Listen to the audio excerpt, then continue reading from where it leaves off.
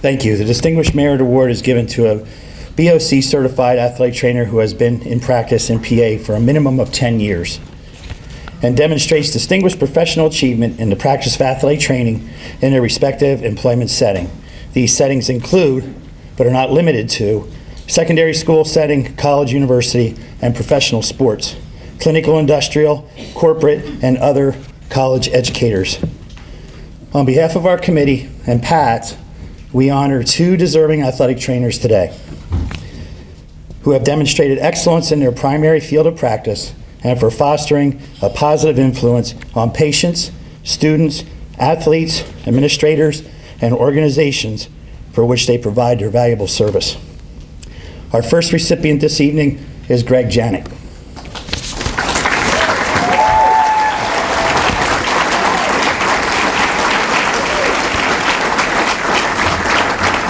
For the past 20 years, Greg Janik has demonstrated distinguished professional achievement as an athletic trainer, professional educator, and role model of service for our profession.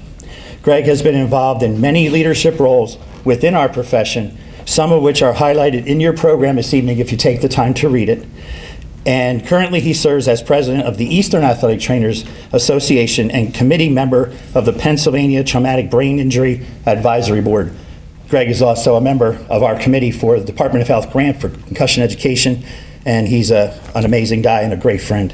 His commitment to undergraduate student education is evident, though through not only his academic appointment at King's, but also through his involvement in the PATS Student Quiz Bowl, EATA Student Quiz Bowl, and NATA Student Quiz Bowl. A multiple award winner at local, state, and national levels, including the 2015 PATS Service Award, Greg's expertise as a speaker and presenter has been sought out at numerous state, district, and national meetings, as well as by professional meetings from other healthcare organizations. Greg deserves the Distinguished Merit Award for his excellence as an athletic trainer in a college university setting. He is a consummate and tireless professional who takes advantage of every opportunity to promote the athletic training professional. Ladies and gentlemen, please welcome 2018 PATS Distinguished Merit Award winner, Greg Janik.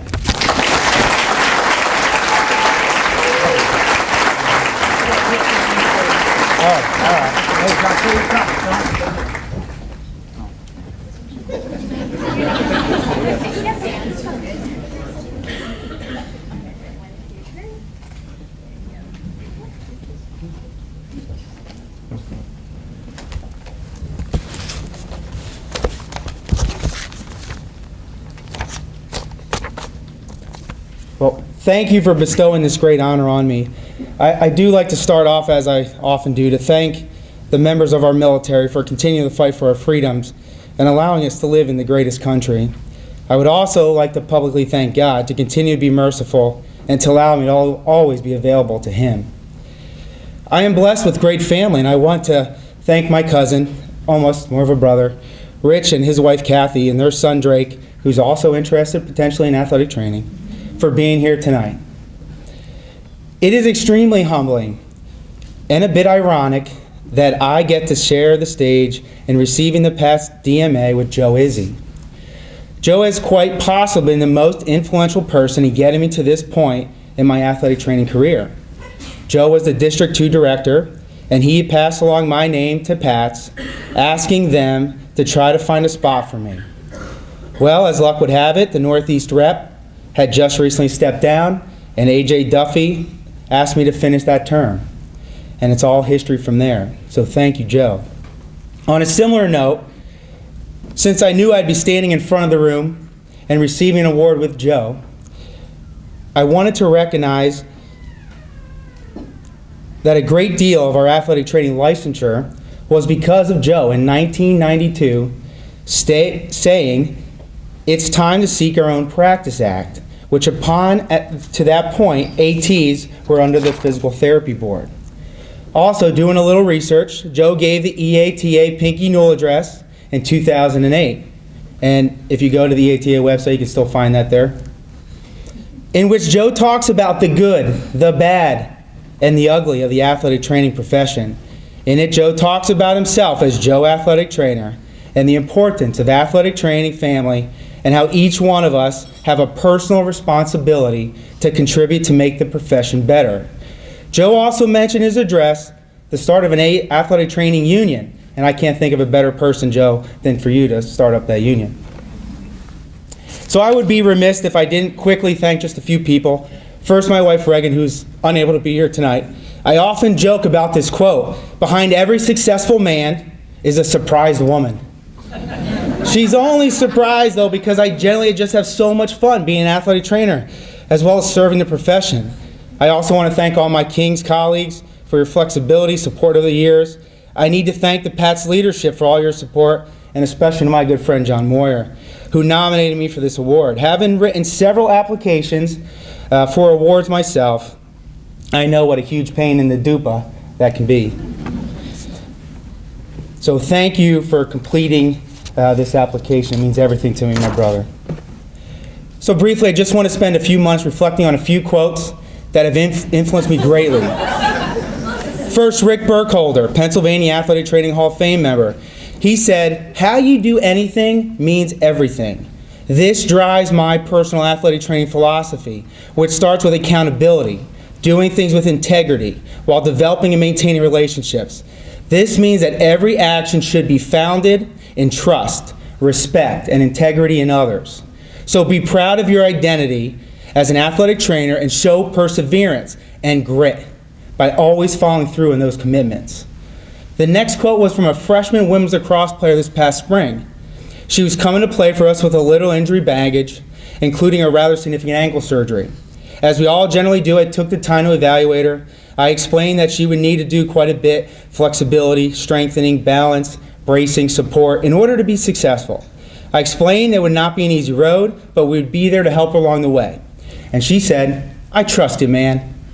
And I thought, wow, simply smiled, because I could tell that she meant it. She would put in the necessary work, and she proved me right throughout the entire season. I also really like the idea of giving King's College athletic training t-shirts that say, "I trust you, man." So and another powerful message this past year occurred when a senior football player overheard me giving instructions to an athletic training student about what they need to do in order to progress. When I came over to the football athlete to see how he was doing and what his injury was, he said, "Greg, man, if I was your student, I wouldn't want to let you down." This actually choked me up. I thought about it. You only see this type of thing for someone that means a great deal to you, like a parent.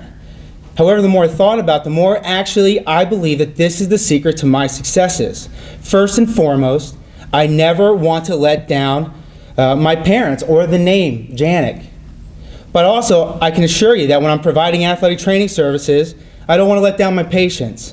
I don't want to let down Dr. Charlton as our team physician. I don't want to let down King's College as my employer.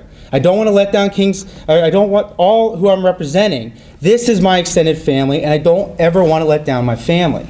When I'm meeting with the King's College Athletics Department and fighting for policy change, I simply don't want to let down the King's College athletic trainers who I'm representing.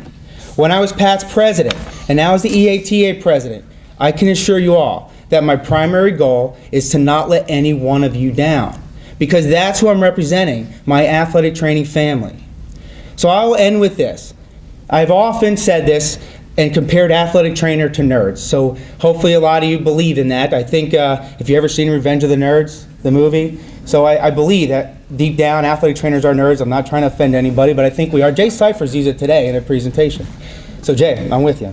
So what, in the end of that movie, in the first one, Gilbert says, "No one is really going to be free until nerd persecution ends." And I believe that. So therefore, I hope each of you will take personal responsibility, do things with integrity, not let one another down, and help free us from nerd persecution. Go out and make a difference in the world. I trust you, man. Thank you.